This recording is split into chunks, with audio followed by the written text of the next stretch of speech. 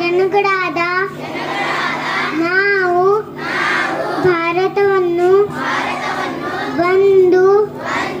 ಸಾರ್ವಭೌಮ ಸಮಾಜವಾದಿ ಸರ್ವಧರ್ಮ ಪ್ರಜಾಸತ್ತಾತ್ಮಕ ಗಣರಾಜ್ಯವಾಗಿ ರಚಿಸಲು ಮತ್ತು ಅದರ ಸಮಸ್ತ ನಾಗರಿಕರಿಗೆ ಸಾಮಾಜಿಕ ಆರ್ಥಿಕ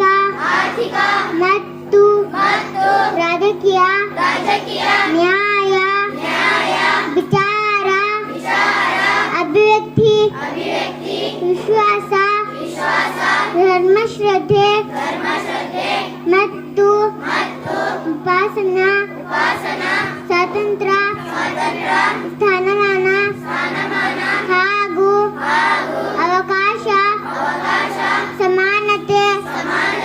ದೊರೆಯುವಂತೆ ಮಾಡಲು ವ್ಯಕ್ತಿ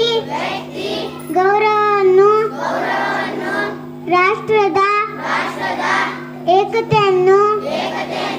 ಅಖಂಡತೆಯನ್ನು ಸುನಿಶ್ಚಿತಗೊಳಿಸಿ ಅವರಲ್ಲಿ ಭ್ರಾತೃಭಾವನೆಯನ್ನು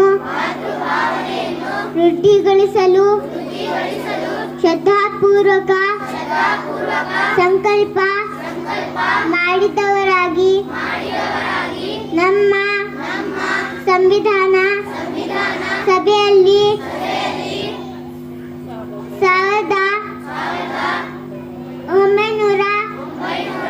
1949ನೇ